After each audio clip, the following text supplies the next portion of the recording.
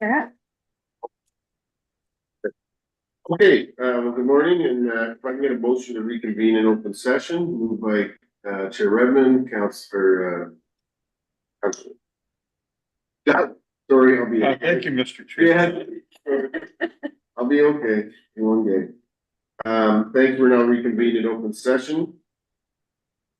Before we begin, I'd like to acknowledge that the land on which we gather today is the traditional territory of the Haudenosaunee, Anishinaabe, and Neutral people. We acknowledge the enduring presence of the Indigenous people with whom we share this land today, for their achievements and their contributions to our community. We offer this acknowledgement as an act of reconciliation between Indigenous and non-Indigenous peoples of Canada. Any declarations of pecuniary interest from the board? Tina, and where is that? Yeah. She's there.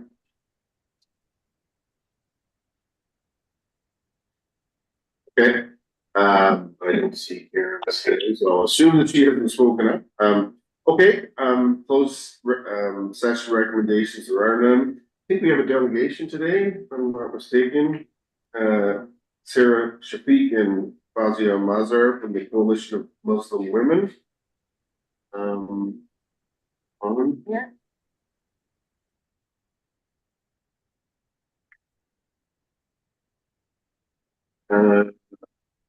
Here's Fazia. Yes. Hi, Would you there like we go. Welcome. Thank you. Good, welcome, and you've got 10 minutes, over to you. Okay.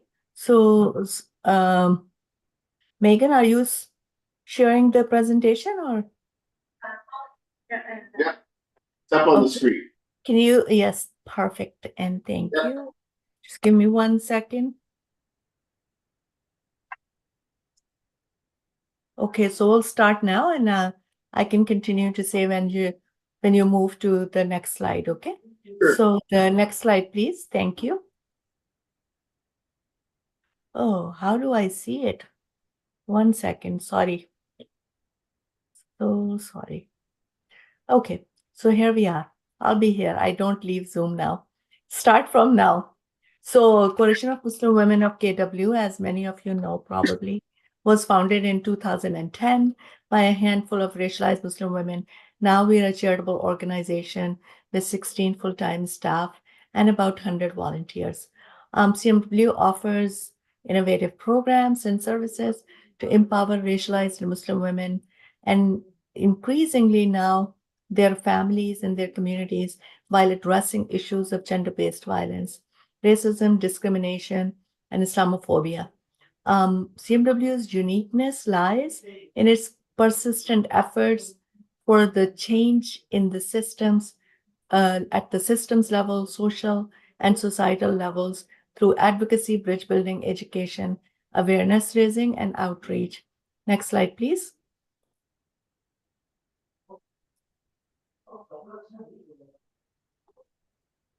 So these are our 4 core programs: Together Against Islamophobia, Towards Violence-Free Homes, Women Building Women, and Youth Leaders for Change. As you can see, their focus is either different issues or different demographics. For example, Women Building Women, Youth Leaders for Change are focusing on women and youth, whereas Together Against Islamophobia and Towards Violence-Free Home focus on gender-based violence and racism, discrimination, and Islamophobia. Next slide, please. Today, my focus will be anti-hate services, which is one of our signature services. Basically, it's a place, it's a system reporting and to report and support services for hate-related incidents in Waterloo region. Through this system, people can report. We can address victims' concern by connecting with them with appropriate service providers, such as police, housing managers, school staff, and healthcare professionals. It also provides direct supports to victims as needed. Direct support may include counseling, therapy support, or legal consultation. Next slide, please. These are our numbers for 2023. As you can see, different programs were able to reach different number of diverse community members in our region. Altogether, we were able to host or present 439 events or educational activities, and we were in contact with 5,603 individuals in Waterloo region through our various events, programs, and activities. Next slide, please. This is a bit of history of the coalition's work about around Islamophobia, racism, and discrimination. The board will have to go over it afterwards because of the time constraints, but you can see that from our inception when we started in 2010, it was a response to Bill 94 in Quebec. At the time, I think it was one of the if not the first, one of the first manifestations of systemic Islamophobia, especially gendered Islamophobia targeting Muslim women in Canada. And since then, when we started, our lived experience are behind either with the individual racism or Islamophobia or systemic behind our motivation to take action against Islamophobia.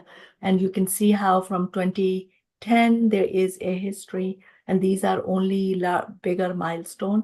There's been a lot that was done in between these larger milestones. Next slide, please. So in 2021, we launched the community-based anti-hate services, which at the time was called Hate and Discrimination Reporting and Support Services. It was first of its kind at the municipal level all across Canada. At the time, it was funded by the federal government for about 18 months. And since then, the region of Waterloo, the municipal government, we are very grateful for the funding to continue this service. It is operated by a very grassroots racialized community organization. It's an alternative option. You will see in the later on. It's not a replacement to police data. Language, we provide language interpretation support when people call in or need services. There is anonymous reporting option, lots of different channels to report, including WhatsApp. We also get reports from community partners. And there's a lot of outreach that is involved with this work. Next slide, please. So one of the main features of the AHS or anti-hate services is releasing an annual report to share the data with the data analysis with the community members, with the community. So as you can see, with everyone, system leaders, individuals, academics. So as you can see, since 2021, we have released 3 reports, yearly report, and their title as Snapshot of Hate in Waterloo region. Next slide, please. So focusing on 2023, the annual report is available on our website. I hope that the board members can get a copy of it as well. It was our 3rd report, and it only has data from 2023. 115 total reported cases, which was a 26% increase from 2022, and then 43 out of 115 requested support. The images below are also the sort of like trends that I will be talking a lot. So basically 74 cases or 64% of reported cases from out of 115 were reported by female or female identified, and 38 or 41% were reported by youth under the age of 24. Next slide, please. These are our report sources for 2023. Next slide, please. So here is a little bit of comparison between Waterloo Region Police Services 2023 hate-motivated crime report for AHS, 115 cases, 26% increase for WRPS, 369 hate-motivated crime. So that is a big difference, that the focus is one classification of hate, which is hate-motivated crime, and Waterloo Region Police Services reported an increase of 94%. For AHS, 46% of the total cases were reported between October and December of 2023. And everyone would remember that was the time. First, the attack from Hamas, and then the war on Gaza. And that just really escalated reports that were coming to us, especially between October and December. When compared to the same time frame in 2022, it was an 83% increase in reported hate incident and a 212% increase in Islamophobic, anti-Arab, and anti-Palestinian hate.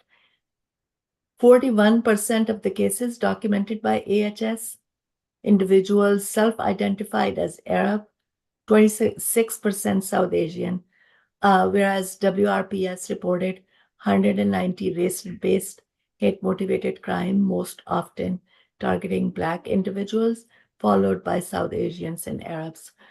The AHS report documented 46 cases, or 40%, motivated by Islamophobia, and 12 cases motivated by anti-Palestinian hate.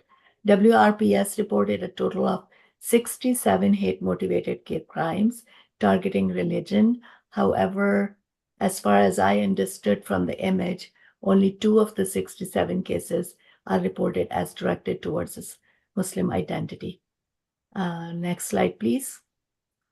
So here, I'm now focusing on the trends, first on female, then on youth, then on religion. So a snapshot of hate in Waterloo region, 74 cases, or 64%, were female.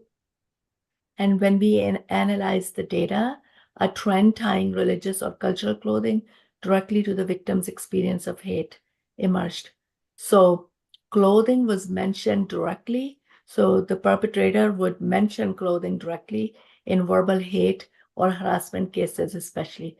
Of the 115 victims, 55 or 48% were wearing a hijab or niqab, and in 7 cases, victims were wearing the kafiyah. Next slide, please. Let's have just a couple of minutes to wrap up, please. Yeah. Okay. I'll go faster. So now we are focusing on youth. As you can see, 15 cases were classified as discrimination. Please, I hope you can read all of the information here. Most important to remember is that 53% were identified as Arab, and then 71% were female out of youth, and then 71% of youth included Islamophobia as a reason for the incident. Next slide, please. So this is a bit of comparison, as you see, from AHS, 74% Islamophobia, and from the Waterloo Region Police Services, you can see there's a plateau when it comes to Muslim identity from 2020 to 2023. So that's where we can see how the gaps in what's coming through the Waterloo Region Police Services data may be obtained from the AHS data. Can we go to the next slide, please?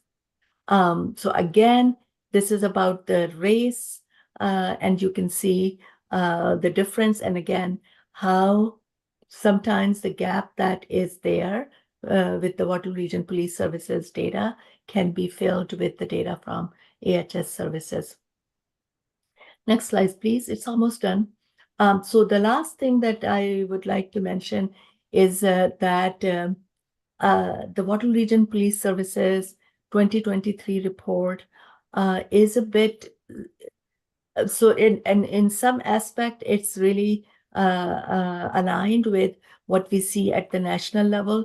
However, especially when it comes to race or religion, it seems to be really behind from the national numbers. For example, if you look at the ethnicity or race, I apologize for the font size, you will see that Arabs, there was a 52% increase in Arab population targeted by hate-motivated incidents. And then if you look at the religion, there was a 92% increase, I believe, for Muslim Islamic identity. And we don't necessarily see these two, especially reflected in the Waterloo Region Police Services local data.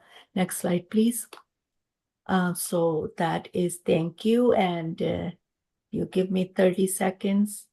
I would just like to have a quick conclusion, which basically says that again, AHS report fills a crucial gap in the police-reported hate-motivated crimes. The trends emerging from AHS report are important to note for the board. So women and youth in Waterloo region racialized Muslim communities are bearing the brunt of Islamophobia and racism. They're more at risk of physical assaults, verbal abuse, harassment in public spaces, and bullying and intimidation and discrimination in workplaces and educational institutions. And we hope that the board will pay the due attention to the experiences of Muslim women and youth, and also to the AHS report while planning for the future. Thank you so much. Yeah, any questions or comments, Chair? Razia, thank you very much for another very interesting report. You know, in many ways, Coalition of Muslim Women have led the charge.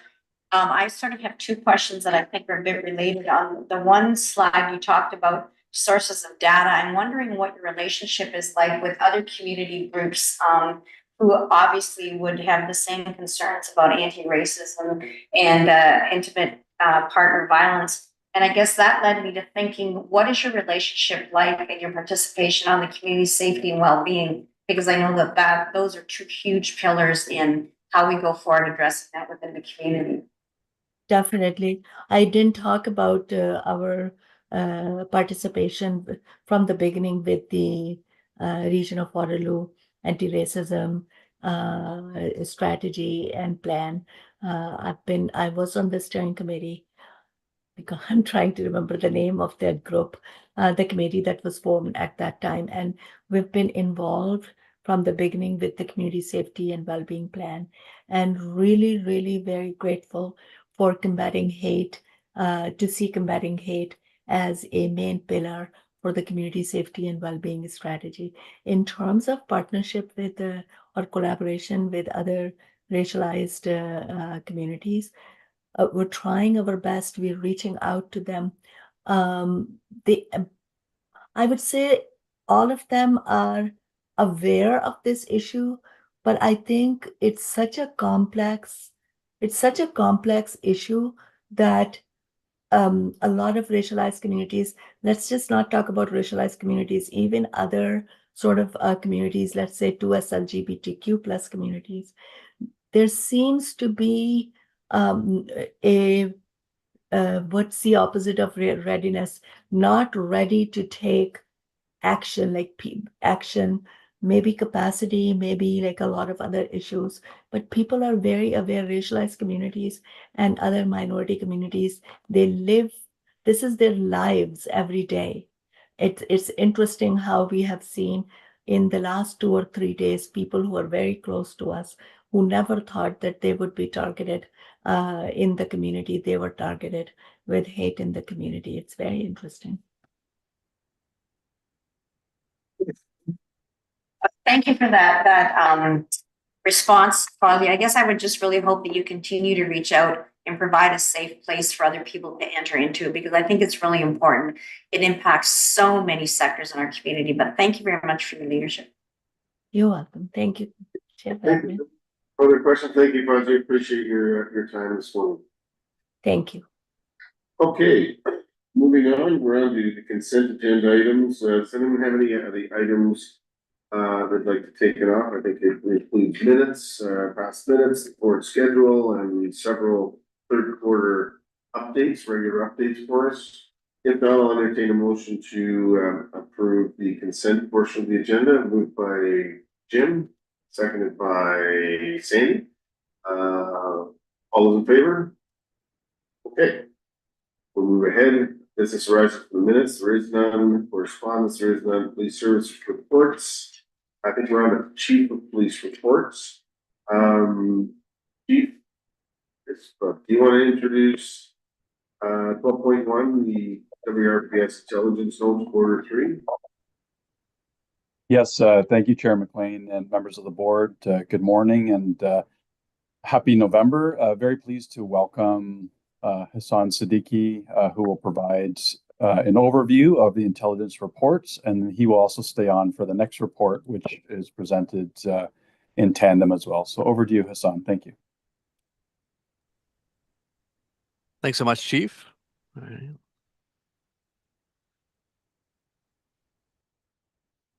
All righty. Hopefully you can see my screen and hopefully you can hear me okay. All righty. Thank you so much for the thumbs up. So good morning, Chair McLean and members of the board. We'll get started. Where will we? Sweet. So as a quick reminder, as either mandated by legislation or required by the board, WRPS officers are currently required to provide perceived race data in 4 selected interactions: use of force, search of persons in custody, regulated interactions, and intelligence notes. WRPS has been providing this data since 2020. The purpose of collecting and analyzing race-based data is for the purpose of identifying and reducing systemic racism wherever possible. Our analytic strategy moves into enforcement action benchmarking. Through our analyses, data can be used to flag the institutional and cultural practices that could be introducing disparity into the delivery of police services. WRPS's strategy adheres to the Ontario data standards through the identification of factors related to the system of policing that may lead to inequitable outcomes across the sector. So moving on to the topic of this specific board report, all intelligence notes are created at an officer's discretion. Intelligence notes are used to document persons and/or activities for investigative purposes. Identifying information in an intelligence note can be collected where no interaction takes place, via passive observation, where the identifying information is derived from a third-party source or already known to the officer, or where the interaction with the person was first lawful. This report presents the intelligence notes entered between July 1st and September 30th, 2024. So in 2023, 1,054 intelligence notes were created, averaging to roughly 250 notes per quarter. In the third quarter of 2024, 223 intelligence notes were created. Aside of Q1, we are seeing fewer intelligence notes being created per quarter in 2024. A single occurrence can result in multiple intelligence notes. Of the 223 notes created, 108 focused on individuals, 80 were created about locations, while 35 were created about unoccupied vehicles.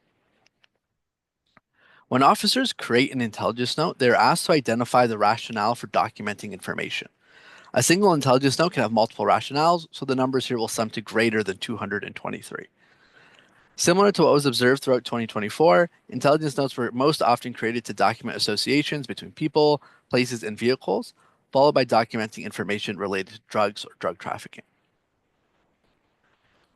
The race and identity-based data analytics strategy will only focus on the 108 intelligence notes that focused on person subjects. The Ontario data standards for the identification and monitoring of systemic racism suggests 2 different analytic approaches for identifying systemic racism. First, we calculate racial disproportion. Here, the proportion of individuals within a police data set are compared to local resident population proportions. Second is enforcement action benchmarking. Here, benchmark ratios are used to compare the proportion of individuals from groups at different points within enforcement. Ratios exceeding a cutoff value serve as flags for further investigation into the policy, practice, and procedures that inform police decision-making. For both disproportions and benchmarking, values exceeding 1 indicate overrepresentation, while values exceeding 1.5 indicate a flag for further investigation. So I'll start by talking about representation based on age. The gray bars here represent the proportion of individuals in the population based on the 2021 census data. The blue bars represent the proportion of individuals in intelligence notes by perceived age category as provided by the officer creating the note. Disproportion is represented by the blue bars being taller than the gray bars. Enforcement action benchmarking compares the height of the blue bars to each other. In terms of both disparity and disproportion, in the intelligence notes created this quarter, there's overrepresentation of those aged 18 to 39 years. Moving on to gender. Again, the gray bars here represent the proportion of the population based on the 2021 census data, and blue bars represent the proportion of individuals in intelligence notes. For both disproportion and enforcement action benchmarking, we see the overrepresentation of males in Q3 intelligence notes. Now we move on to perceived race. Again, gray bars here represent the local resident population, and blue bars represent the proportion of individuals in intelligence notes. For this person characteristic, we actually see different patterns emerge from different indices. For disproportion, as compared to the local resident population, intelligence notes overrepresent Black, Indigenous, and Middle Eastern racialized groups. The blue bars here are taller than the gray bars. For enforcement action benchmarking, when comparing our racialized groups to the white race group, as recommended by the Ontario Data Standards, we see no evidence of overrepresentation. The blue bar for the white race category is the tallest blue bar in the graph. The final graph here illustrates the value of our enforcement action benchmarking strategy for helping to identify flags with respect to which rationales specifically are implicated in benchmark ratios. Specifically, as compared to white individuals, Black individuals were overrepresented in intelligence notes related to firearms. Middle Eastern individuals were overrepresented in intelligence notes created in relation to gangs, property crime, and the other category. Using these flags to drive our investigation, we can triangulate this pattern against other types of information within and external to WRPS to gain a better understanding of why we might see this overrepresentation of Black and Middle Eastern individuals for particular categories. The why takes us back to our 4 drivers of disparity. So in summary, intelligence notes are most frequently created to document associations and information related to drugs or drug trafficking. Replicating previous patterns, when taken individually, younger as compared to older, male as compared to female, and Black and Middle Eastern as compared to white individuals were overrepresented in intelligence notes. For the latter 2 mentioned groups, this is particularly true for intelligence notes created to monitor firearms, gangs, and property crime. In partnership with the community and our academic advisors, Drs. Les Jacobs and Lauren Foster, we consider how the cultural and institutional practices of policing may contribute to overrepresentation and aim to address systemic biases wherever they may exist. Finally, the race and identity-based data collection strategy continues to review how intelligence notes get used, as well as the value that they add to our service. Thank you so much. And if you have any questions, I'd be happy to take them.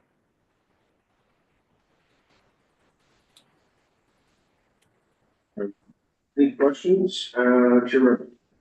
Thank you. Can I just have a question? And it's about age, and I know it's disaggregated around age, and those numbers don't seem to have moved. But it seems to me that in the media reporting, and certainly on a monthly basis when we get the in-depth police reports of activity, that there's a really alarming skew to younger people. And I'm assuming that the young offenders are in that database, and I'm just wondering if the impact that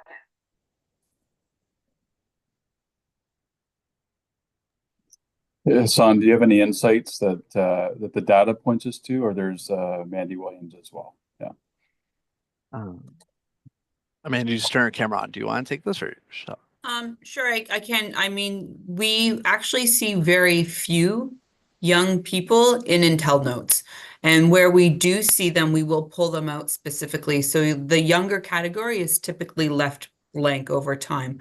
Hassan, do you want to add into that what this quarter looks like in particular? Yes, for example, I think in this quarter, we actually didn't see any representation of individuals 12 to 17 years of age in intelligence notes. So for our young individuals, it is typically the 18 to 24 and 24 to 39 age group. Thank you. I think I would add, though, just intelligence notes have traditionally captured, known locations where crime is occurred and known to occur. So we're talking about drug trafficking, human trafficking, known associations between established people with criminal backgrounds and so on. So our officers are drawing from their knowledge about the people, places, and things that they know to be true or were true in the past. And so that drives, probably the age category a little higher for those who have had a long criminal history or have access to vehicles, have access to the means to be involved in drug trafficking, human trafficking, and so on, and availability of weapons. Chair Redmond's comments and questions about youth crime, youth violence in general are very apt. We continue to be very concerned about the level of young people involved in a number of offenses in our community. This intelligence notes framework will allow us to continue to monitor those trends over time and how things might change just in this specific lens. So it's really helpful. Okay, Yeah, through you, Mr. Chair. Just a question. When we look at the analytical strategy, we're using disproportionate enforcement action benchmarking. I understand the enforcement action benchmarking and what you're getting from that, in understanding systemic racism. The disproportion on the intelligence notes, are we utilizing the residency of those individuals that are having intelligence notes made for them? Because I thought that there was outside individuals coming into the community that may be on an intelligence note. So when you're using a population demographic that exists within Waterloo region, but you have outside sources, does that create a lot of noise? I'm just trying to understand the amount of statistical noise that creates on that one particular disproportionate metric. Did that make sense, what I just asked? Most definitely. Through you, Chief. makes sense a lot. It's a great question. And what we see is we don't get that many individuals from outside of our region represented within intelligence notes. So we haven't removed them from the disproportion analyses when we do compare to the population demographics. Okay, well, that's good. I didn't know if that piece was taken into account within the statistical analysis. Randy, did I hear your hand go up there? Yeah, if I could just further expand, I would also like to note that our local resident population is based on Statistics Canada count and will not consider sojourners into the region, such as students. So there's another gap in our data too that might impact the interpretation of the data, and that's why we kind of moved to an enforcement action benchmark in line with what's happening in other police services. Right, well, thank you, appreciate that. Okay, fascinating as always. Okay, I think, Son, I don't see any other questions. Can't see Karen Kruger, but I'll assume that she's nothing there. Okay, so we'll move on to 12.2, use of force, order 3. I think Hassan and Inspector Lewis. I don't know who's taking this one. Chief, are you starting or? I'll just give a smooth transition to Inspector Lewis, who will lead our use of force presentation and supported by Hassan. Thank you. Good morning. Thank you, Chief. Good morning, Chair McLean, members of the board, and thank you to Hassan for the quick flip from one PowerPoint to the other and for managing for us. Start with the first slide. This current presentation covers data provided from use of force reports from July 1st of this year up until September 30th. In this presentation, we will talk about reportable incidents and use of force reports. Always like to give a reminder that the reportable incidents refer to incidents that require use of force report by legislation or by procedure, and that a single incident may generate more than one use of force report. It can be for each officer that's involved. And finally, that each use of force report does go through several layers of scrutiny within supervision. We'll go to the next slide, please, Hassan. Thank you. In Q3 of 2024, there were 89,758 police occurrences, 3,921 arrests. For use of force report incidents, we did see a decrease from 95 in Q2 to 89. The number of modernized use of force reports has increased from 148 up slightly to 183. Importantly, to recognize that the proportion of police interactions involving force stayed the same as in previous quarters at 0.1%. The next slide. Thank you. For the incident types, again, this graph will depict the number of use of force report by incident separated by incident type.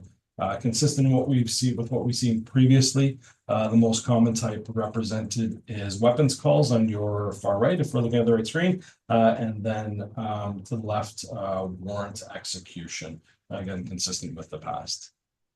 And next slide. Thank you again. For use of force options. So in Q3 relative to Q2, we observed an increase in the number of incidents where a handgun was pointed. We did not observe a meaningful change, however, in the number of incidents where a handgun was drawn only. There was an increase in the number of incidents where a rifle was drawn or pointed. Next slide, please. Thank you. Specific to CEW use, really just a quick one line for this one. We did not see any meaningful difference in CEW use from Q2 to Q3. And last slide, I think, for me before I turn it over. Subject injuries. In Q2, there were 9 minor subject injuries. As a reminder, minor injuries often can refer to when the subject is treated by medical staff, but it's not admitted to a hospital. And this can refer to abrasions, punctured wounds, or potentially stitches. We did have one major subject injury. I think that's the last slide for me. I know I went that pretty quick, but if there's follow-ups, please let me know. Thank you, Sam. Thank you, Inspector Lewis. And thank you again, members of the board, for the opportunity to present to you twice today. As a reminder, in 2023, the numbers in the table do not reflect individual people, but rather officer perceptions. However, to better align with our enforcement action benchmarking strategy and to allow for better year-on-year comparisons, we have reanalyzed the 2024 data to reflect individual people and not perceptions. In the annual report, we will reanalyze the 2023 data also to allow for a better year-on-year comparison. In Q3, there were 24 perceived Black individuals in use of force reportable incidents. This corresponds to about 18% of all individuals. There were 12 Middle Eastern individuals in use of force reportable incidents. This corresponds to 9% of all individuals. And white individuals were again the most represented group in use of force reports, totaling 79 individuals, which represents 59% of all individuals. Black individuals were overrepresented in use of force reports by a factor of 3.83 relative to 5.18 in Q2 2024. Middle Eastern individuals were overrepresented in use of force reports by a factor of 3 relative to 1.12 in Q2 2024. There's no evidence of racial disparity in use of force reports. The highest benchmark value was 0.3 for Black individuals. This number is below the threshold of evidence for racial disparity at 1.5. Thank you so much. Again, if you have any questions, happy to take them. Thank you for the presentation. It's always fascinating board there, but any questions before here? Aaron, anything? No? Okay. Oh, sorry, Chair. Sorry, can I just, it sounds like you're cross-referencing and validating the perception of somebody's ethnicity as opposed to their actual ethnicity. How do you do that? Sorry, could you repeat that? I just lost you at the end of that question. It sounds like there's some cross-referencing of a perception of somebody's taking the notes of their ethnicity as opposed to cross-referencing their actual, if I understood what you were saying correctly. How do you do that? We only focus our analyses on perceived race data. So the data that the officer provides on their perception of a person's identity. This is recommended by the Ontario Data Standards for when we're trying to address issues of systemic racism within a public sector. We don't go back and cross-reference with a person's personal identity as they self-identify. So my apologies if I made that unclear during my presentation. I may have misheard it. Thank you. I can provide a clarification. I think what is being asked is why do we have a difference in numbers between 2023 and 2024. And before, what we were counting is every time there was a perception. So if multiple officers are on a scene looking at an individual, so 3 officers looking at one person, we would count that as 3 perceptions. And now we switched to count that as 1 person that has 3, and then we're validating the perceptions to see what those come up with. So for that 1 person, and often they match. Often all 3 perceptions align, but where they don't, we're now classified that as, I think we're calling it undetermined, Yeah. which is maybe not the kindest term, because I don't think that's really representing. It's probably conflicting perceptions, probably a more accurate term for that. And we'll take that moving forward. Thank you very much. That was a clarification I was seeking. Just one further clarification, like, 'cause I remember when we first started this and we were having multiple, one occurrence and multiple officers. Does this change?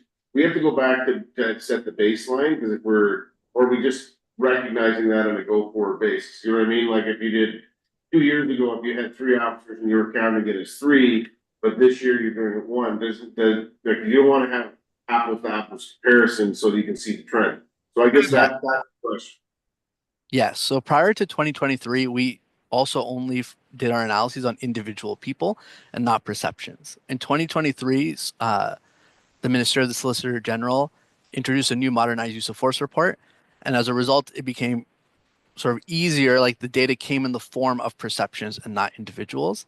So only 2023 currently focuses on perceptions. So we will reanalyze the 2023 data as individual people so that we do get that apples to apples comparison.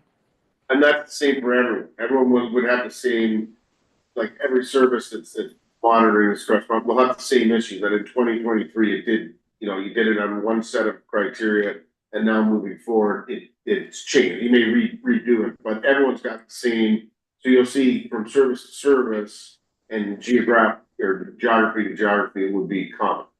Yes, every service had to sort of manage that same change with the modernized use of force report. Sorry, I probably should have read that. I didn't. So thank you for that clarification. Okay, other questions, comments? Let's see. Nothing from Karen. Nothing. Karen.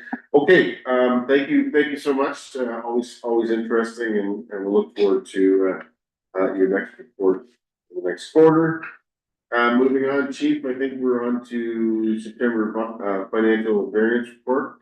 We want to introduce this, and I think Kirsten Hand is going to join us.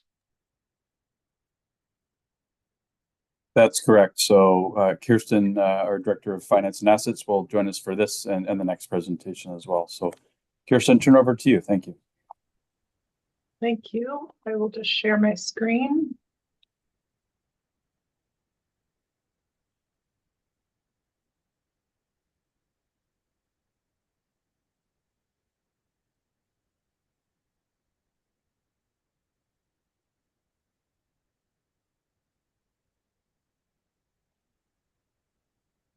Great, thank you. Right, today we will be presenting our Q3 September year-to-date financial results.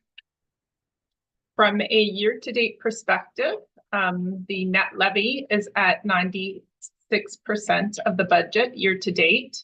There still is a number of adjustments and year-end payouts that will occur between September and December, along with various entries that will need to be made. For instance, ESCO and Voice Radio moving any surpluses to reserves. So given all these adjustments that we know that will be made in the next 3 months, at this point we are forecasting a 0.7% surplus. And this is contingent upon a number of factors. From a staffing perspective, we do see some savings on our full-time and part-time salary lines. This is due to us being under authorized staffing levels at certain times throughout the year. I will note that we are at authorized as of November 1st.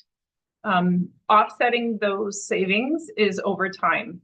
So we have seen increases in our overtime hours, 19% year over year, with 80% of this increase and 91% of all overtime being in our patrol divisions.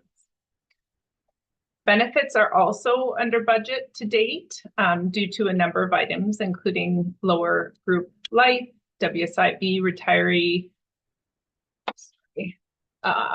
miscellaneous benefits offset by higher long-term disability benefits. Outside of staffing, there's a number of variances that we include explanations within the report. From an over budget year-to-date perspective, we see small equipment being over budget, and that is offset by additional grant and or recovery funded purchases such as ESCO. Fees are also over budget, and that's due to legal fees, timing associated with software maintenance, which will level out throughout the year, offset by lower consulting and consulting fees, and we do see higher fleet maintenance costs to date. Under budget includes a number of items, including lower uniform fuel costs, maintenance costs, investigation costs, communication costs, and meetings, training, and conferences year to date. Now, I will note that a couple of these relate to expenses that we'll see to the end of the year. For instance, training tends to occur mostly in the fall, and also accounts payable will catch up as we get to the end of the year. From a revenue perspective, we see higher revenues associated with record checks, cost recovery programs, and donations towards different programs, which again, we will review and move any donations not yet used to the future year as part of our year-end process. From a grant perspective, we do have some timing items and related to our community policing grants, and we also are seeing some new grants and secondments that weren't budgeted. And we have some variances related to ESCO in terms of the police side being over budget to date. Again, it will have associated expenses, and the fire side being below budget to date, and that will also carry forward in the expense line. From a capital perspective, we anticipate that we will spend $20.9 million in 2024, and we've done an estimate at this point as to what funds would be carried forward to 2025. From a fleet perspective, we have spent 55 vehicles have been purchased to date. Those are mostly replacement of existing vehicles, but also included to growth-related vehicles associated with our staffing sworn expansion. From an information technology projects, human resource information system, phase 1 was implemented in April, and phase 2 is in progress to be implemented early next year. Body worn and in-car video was rolled out to South Division. We've completed the administrative phone system implementation. Next generation 911 is anticipated to be concluded next year, and we've received grants from the provincial government to help fund that, both in the past, and we have an application for next year as well. But from a facilities line, new central division we moved into last year. There's just been some completion of paying any outstanding invoices related to that, and some completion of some items. And also we had budget included this year for a solar project, which is anticipated potentially to carry forward to next year. And we're also working to move our backup public safety communication center from Old Central to New Central, and that's anticipated to be completed this year. However, the actual movement of that facility is tied to the NG 911 timelines. Electric vehicle charging stations, we implemented one at North to support our e-vehicle program for employer vehicles, and we have one that has been implemented at South and will hopefully be open anytime now, which would allow both the public and the employee use. The facilities master plan was completed and has been rolled into our 10-year capital forecast, and we continue with our security program and replacement of renewal projects for facility equipment and furniture. Thank you. Thank you for that. Any questions from the board? I just had a couple for clarification. I wanted to be very clear. So as at today, we're in a surplus position. I think I very clearly heard you say There will be some further adjustments, some reconciliation, because this has come up before, of adjustments to go into reserves like benefits reserve, or there's all kinds of effectively bookkeeping that will take place. And so the anticipation is it won't be the surplus that it is today. It will be somewhere around that. I think it was 0.7%.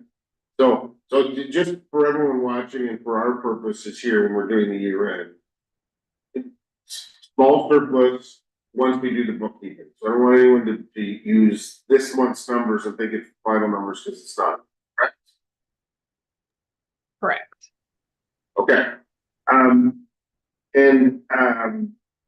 Did I hear you say, because we've been pushing the chief and the administration for the hiring of our full complement did I hear you say that as of November the 1st, are we at our full complement of uniformed officers? Did I hear that correctly, or was I just hopeful in thinking I heard that?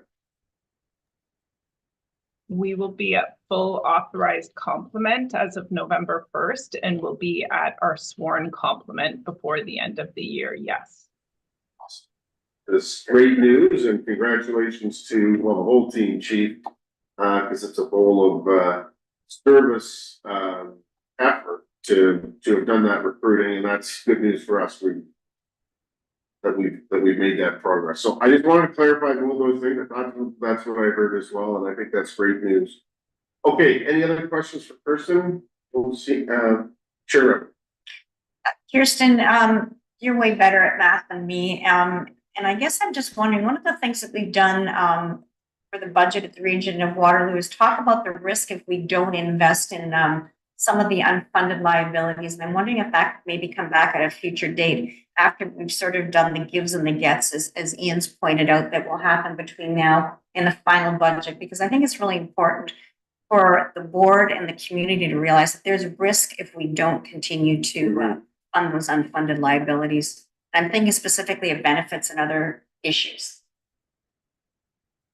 Yeah, okay, so maybe we'll take that between you and the chief. We can bring that back in the first quarter once we're through budget, because I think that is a significant driver of the budget, and good for us to understand, but also the community as well. Okay, I think we're done with that. We're moving on. Kristen's gonna probably keep her favorite place right here on the screen, but Chief, you want to introduce this is the 2025 operating and capital budget estimates. This is our last view of this, and we've got a motion that once your presentation is done, we'll consider. Chief, over to you. Thanks very much. And on behalf of the entire team and our entire service, we bring before you the 2025 recommended operating capital estimates for your consideration, direction, and hopeful approval. I just want to recognize that because we have the benefit of briefing the board regularly on all of our operational demands, expectations from the community, obviously being driven by our strategic business plan priorities and so on. Today's presentation will be mostly focused on the finances, the refinements that we've made over the course of the entire year leading up to our current position today. And also not included in today's presentation are previous, slides and presentation material related to legislative routes, our obligations to provide adequate and effective police service delivery in accordance with legislation, and some of those operational impacts, trends, crime data, and so on that you've heard and seen before, and we will bring in a full presentation to Regional Council for next week as well. But if you have any questions about any of that context, we're happy to eliminate the discussion. So the board will be familiar with the authorized 3-year plan that we're using as a basis for today, and also planning for the 2025 landscape.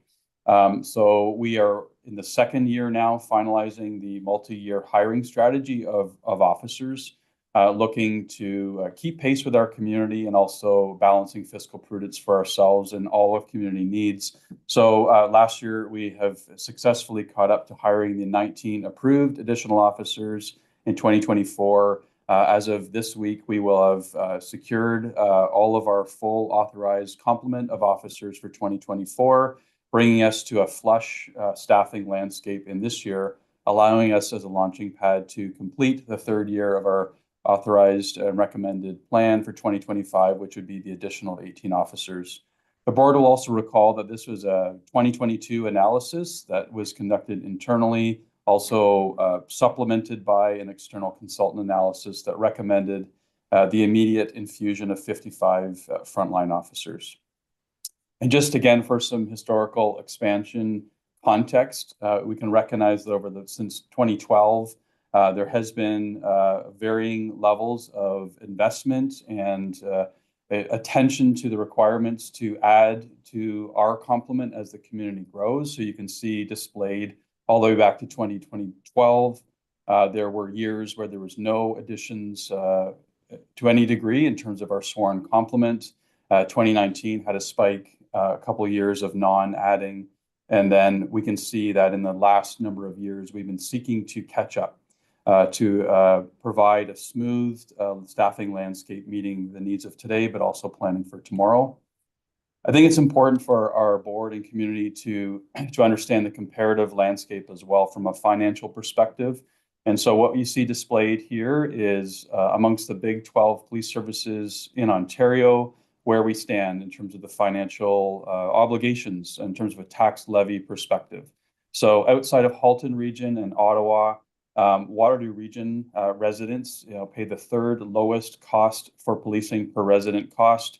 And we continue to track this year over year to show that there is an absolute fiscal efficiency in terms of the service that we provide to the community and the impact on our residents. I'll also note, as detailed in the report, that our portion of the property tax bill currently in the 2024 landscape is approximately 30.6% for the total tax bill of regional services. And this has been on a slight decline of our total impact of the regional tax levy from 2023 of 31.3%. And also that's been decreasing annually since 2021. I just want to ground this in context as well. Staffing is important. Our bricks and mortar, our hardware, software, all those tools are crucial to the work that we do. We're also completely devoted to innovation, modernization, continuous improvement, and also whole of community solutions to the work that our members face every day. We're completely invested in the leadership and the collaborative model of the Community Safety and Wellbeing Plan. If you see displayed, within the screen here, the work that continues to compound our total community stresses, so intimate partner violence and gender-based violence, issues of combating hate and racial discrimination and other forms of identity-based violence and so on, our mental health and addiction needs. These are the pressing and crucial needs that we need to continue to come together to create all of community solutions and supports to decrease, hopefully, our total burden of law enforcement and protective efforts, but also to find those solutions that'll move us in that preventative landscape and hopefully drive down all of our social pressures as a whole. And just as has been mentioned, we're very proud of the work that our entire service has done to find the best and the brightest to lead us today and tomorrow.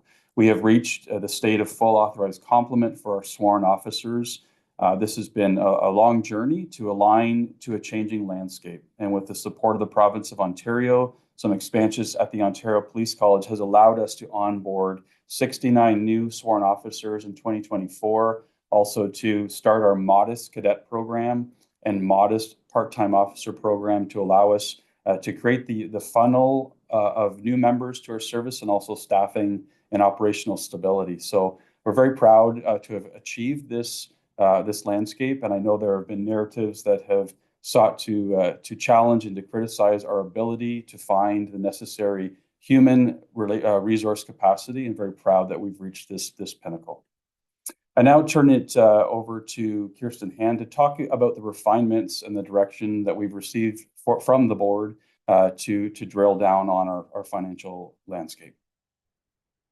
Thank you. I'm just going to highlight a couple changes from the October report. So we concluded our public information sessions on the budget with the second item on October 28th.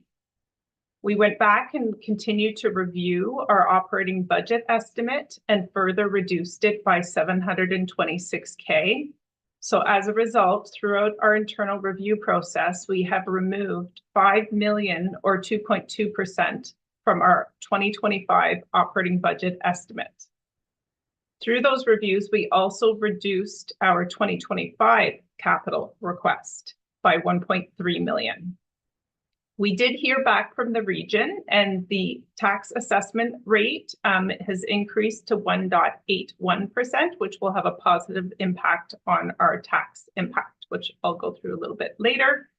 And lastly, the board inquired in terms of what had we budgeted for within our 2025 operating budget for provincial grants and secondments, and that number is 12.5 million. And the reports included a chart that will identify each one of those grants and what has currently been assumed. I will also note that we have applied for the third phase of the NG 911 funding for our capital program from the provincial government. Next slide, please. So the budget drivers for the 2025 operating budget remain largely the same. We did reduce the contractual adjustments to 3%, and that was as a result of reviewing what our contractual estimate for next year included.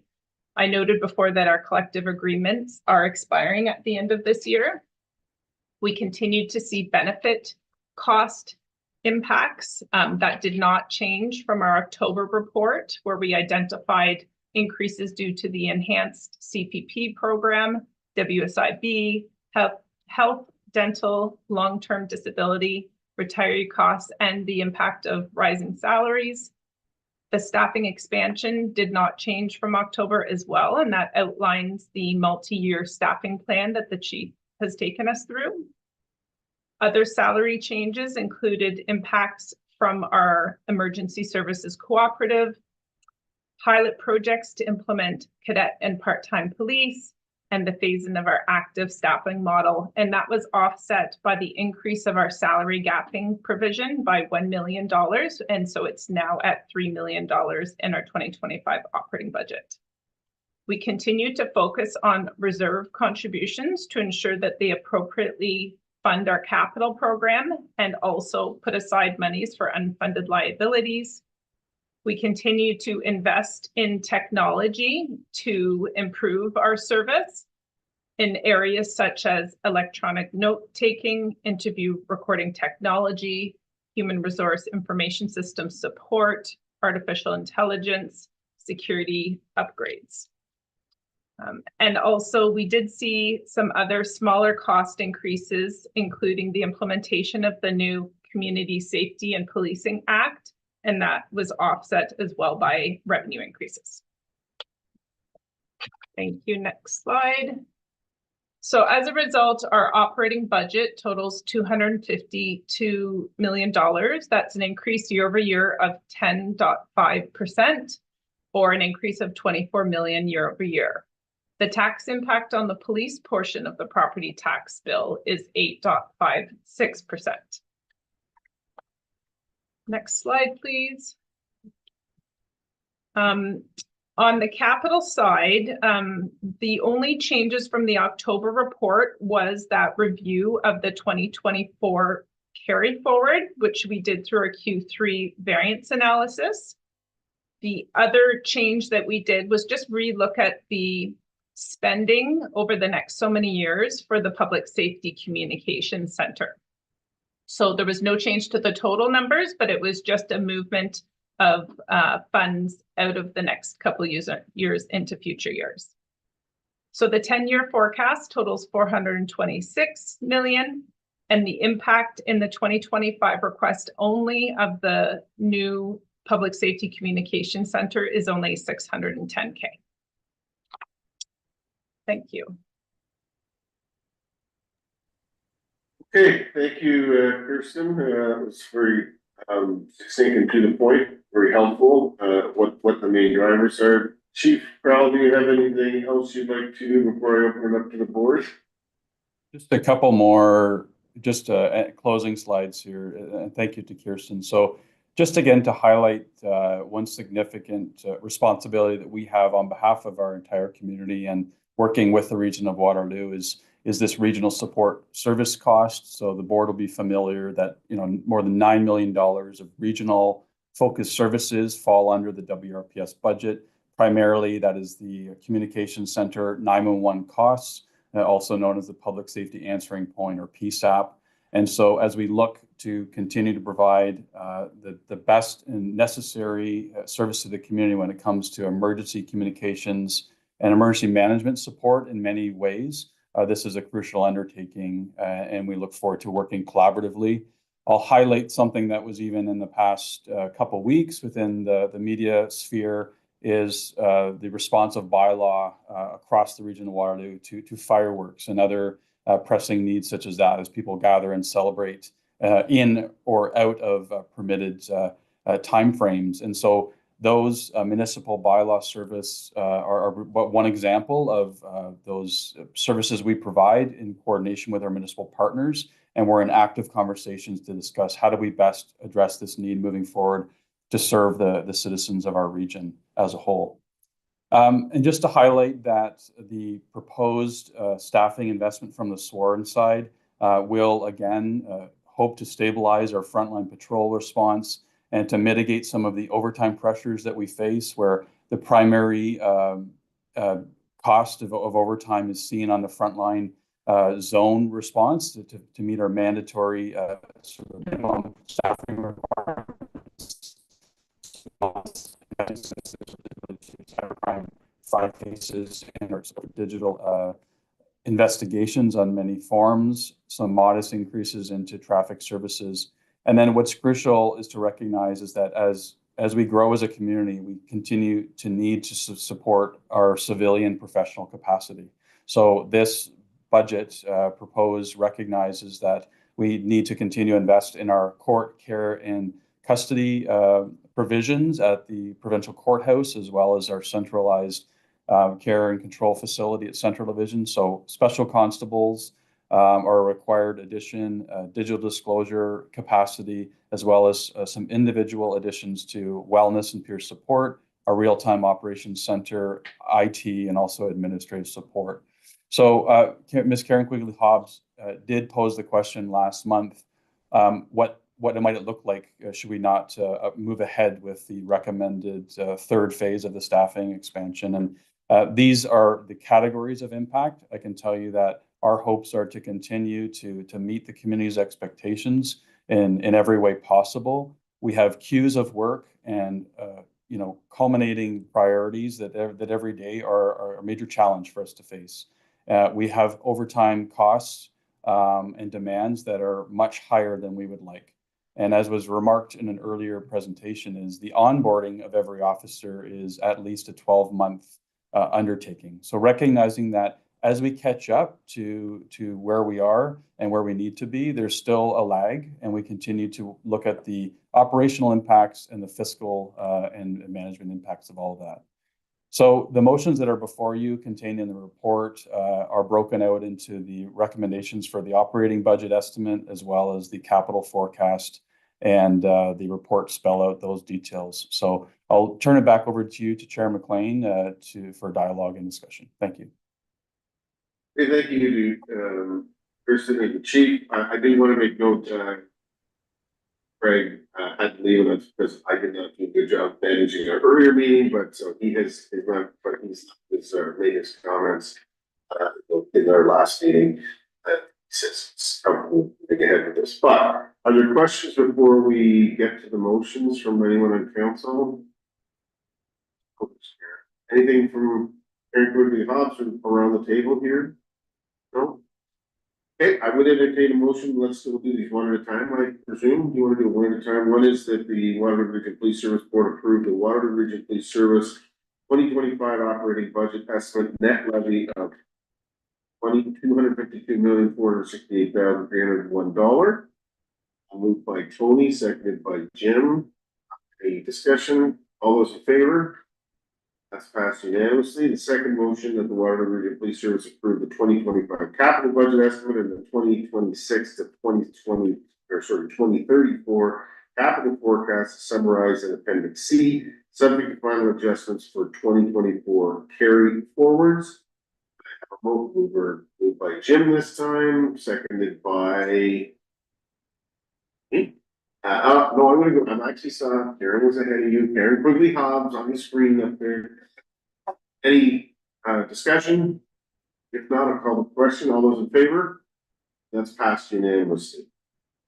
Okay, thank you for that's. I mean, we barely get through a budget and we start on next year's budget. So this has been a lot of work by a lot of people. So thank you to the chief, his deputies, his whole team.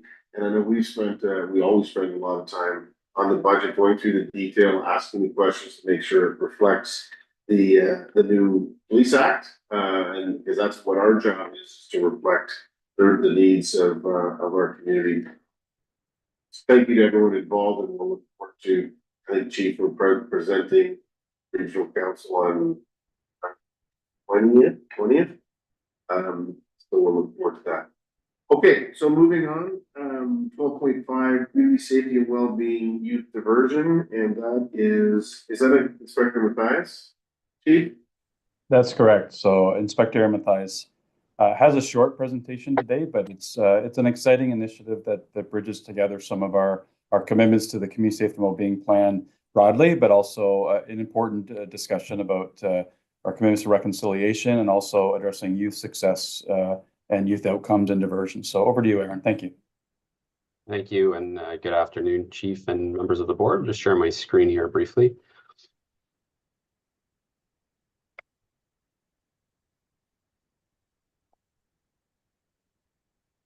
I'm pleased to join you today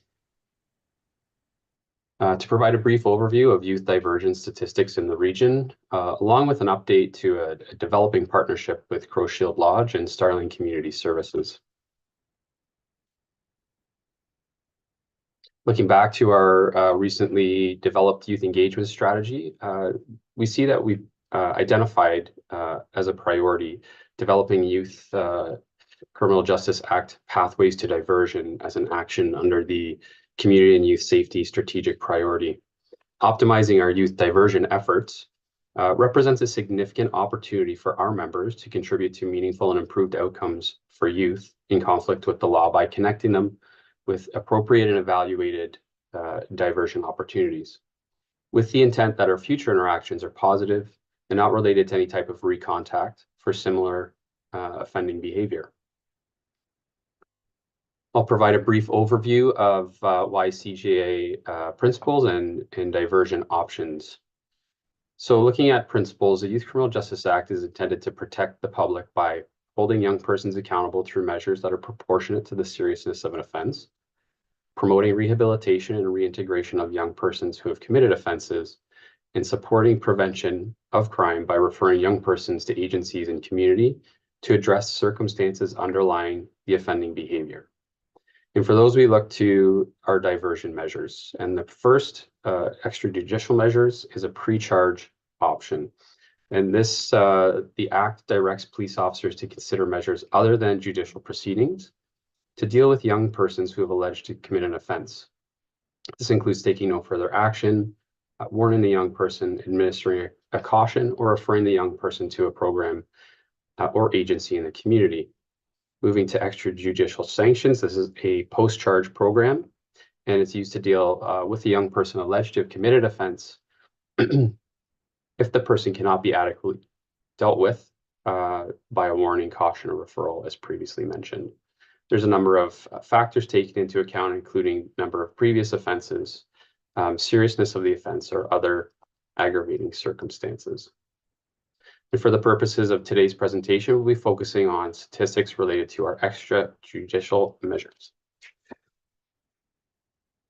So the following slide outlines our rates and numbers of individual youth aged 12 to 17 who are charged or diverted over a 4-year period. And between 2020, and 2023, the Waterloo Regional Police Service experienced a large increase of individual youth being diverted under the Youth Criminal Justice Act for criminal code offenses, seeing a 62% rise over that period of time. Youth charged with criminal code offenses also increased by 43% over the same period, and diversions and charges for violations of Controlled Drugs and Substances Act charges were minimal. The total number of youth who were either charged or diverted increased by 315 individuals over that 4-year period. I will look to review diversions by distribution and age group. And an analysis of the age groups between 12 and 17 who are diverted each year demonstrated that youth aged 13 to 15 represent the age group most frequently diverted using extrajudicial measures from Criminal Code of Canada offenses each year. The distribution of these EJM diversions from Criminal Code and Controlled Drugs and Substances Act violations averaged across 4 years appears in the graph on the left-hand side of the slide, with ages 13 to 15 accounting for 60% of those diversions. Notably, the top 3 diverted offenses consistent across each age group are assault, theft under $5,000, and mischief under $5,000. Looking at this in a little bit of a different light, violation by frequency of age group, the most commonly diverted criminal code violations per age group across that same 2020 to 2023 period are 12 years of age, seeing assault occupying 28% of total violations diverted for that age group. Similarly, 13 to 15 seeing 22% of the total violations being diverted for assault for that age group, and 16 to 17-year-olds seeing 22% of their total violations falling to theft under $5,000. I'm very pleased to introduce this pilot initiative to the board, and some members of the board may be aware of this as it was presented during a committee session just about a week ago. We're very grateful to our partners at Crow Shield Lodge and the leadership of Clarence Kakagi and his team to invite us to the table and take a supporting role in their Indigenous youth diversion initiative alongside our friends at Starling Community Services. This Indigenous youth diversion pilot program will run 1 day per week across 16-week period and is currently designed to provide Indigenous youth with land-based learning, mentorship, and support from youth workers, and will foster meaningful connections with Indigenous elders, peers, aiming to rekindle the youth's cultural identity and pride. And speaking from a police service perspective, we want to ensure that each of our interactions with youth and Indigenous youth create positive impacts in their lives, regardless of where we connect with them, whether they're in conflict with the law, in crisis, or otherwise. Our commitment to this program is that we'll be in attendance throughout the pilot.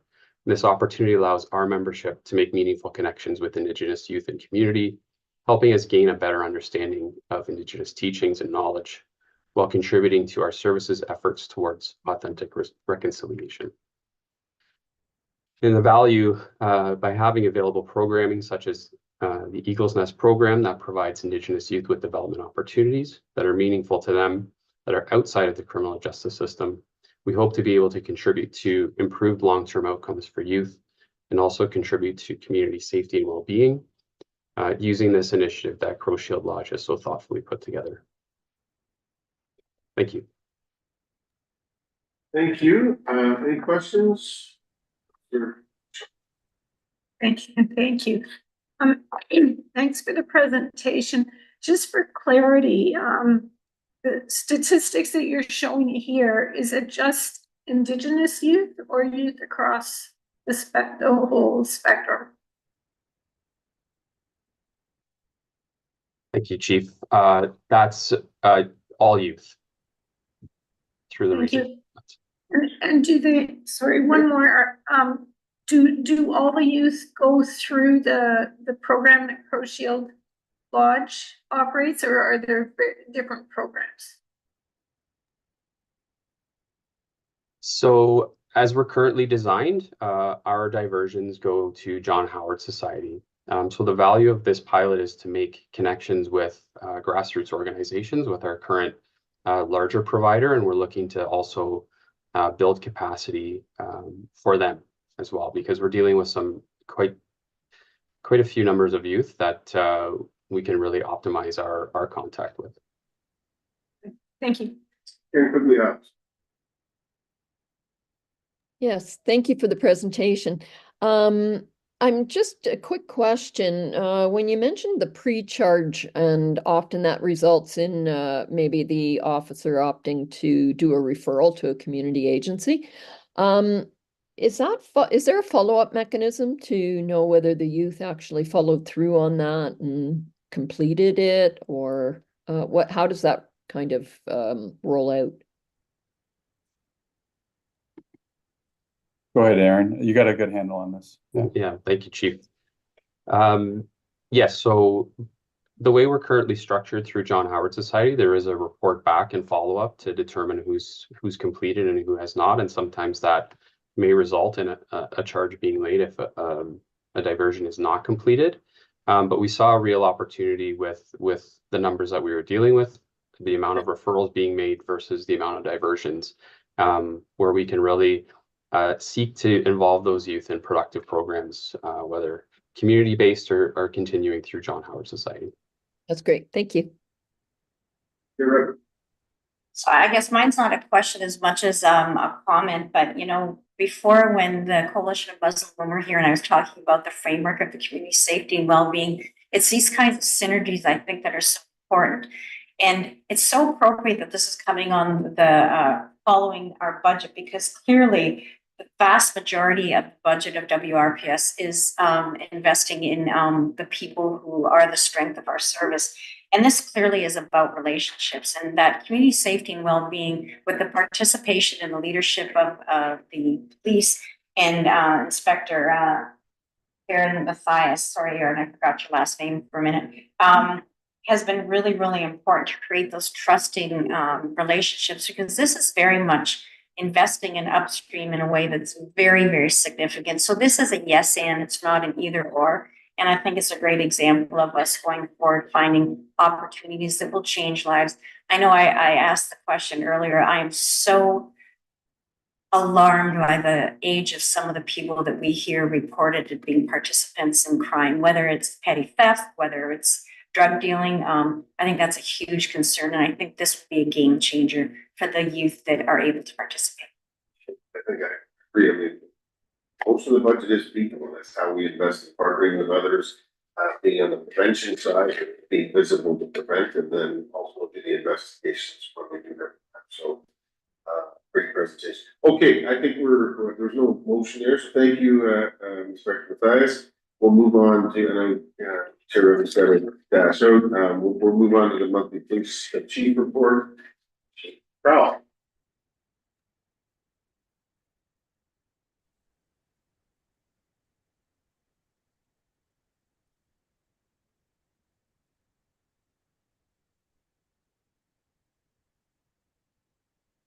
Thank you, Chair McLean and members of the board. So very pleased to provide a snapshot of our activity over the past month and looking ahead. Just this morning, we have made an announcement that our investigative services division, our major crime team, has arrested a young person in relation to a murder that occurred on January 25th, 2024. After many months of investigative efforts by many of our investigative service teams, we've successfully led to this outcome where a 28-year-old male was shot in a very brazen daylight homicide that occurred in the city of Kitchener. And we've released today an outstanding suspect in this homicide, and we look forward to our continued investigative efforts and assistance from the community to continue. We do anticipate that additional arrests and charges will be laid in this circumstance.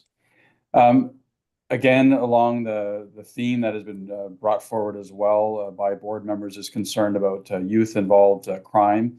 And just a couple days ago, we made a major announcement about our successful investigation into 13 individual swatting calls or investigations, which led to major disruption to local high schools, commercial businesses, and private residences, where the threat of violence that was false was reported to police. And ultimately, hard-fought investigative efforts were led to the arrest of a young person who now faces 29 criminal charges. And we've highlighted for the board our concerns about the disruption and destruction and the fear that can be struck in our community with these swatting type incidents as well.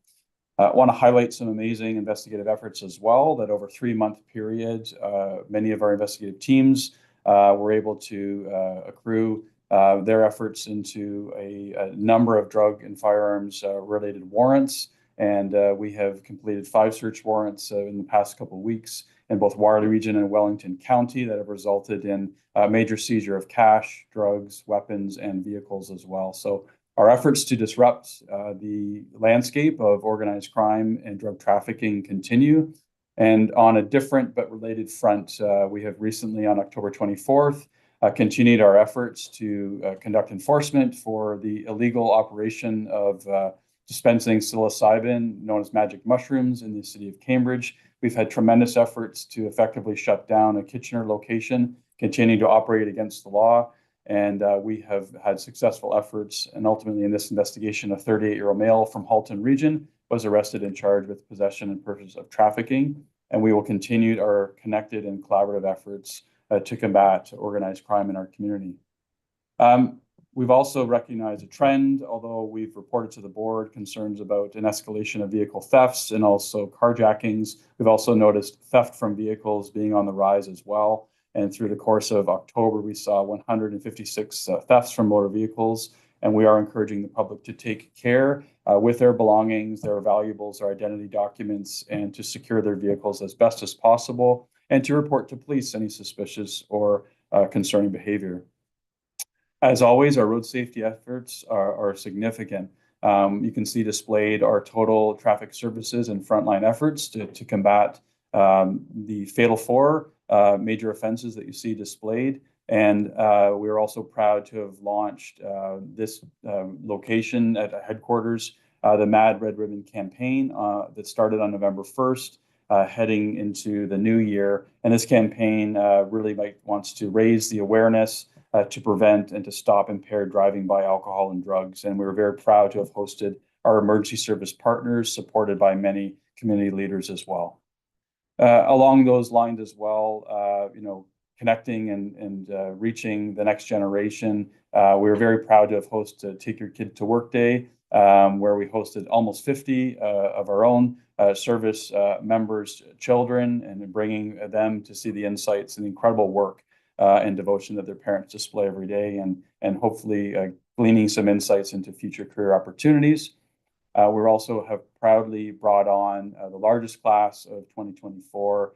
We are onboarding 24 new police officers in the last phase of 2024, and have welcomed those new members into a training capacity and in preparation for the Ontario Police College.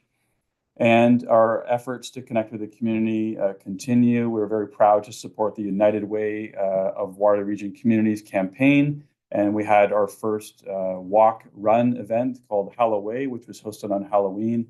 And it was a great connector for our members, as well as connecting with the community.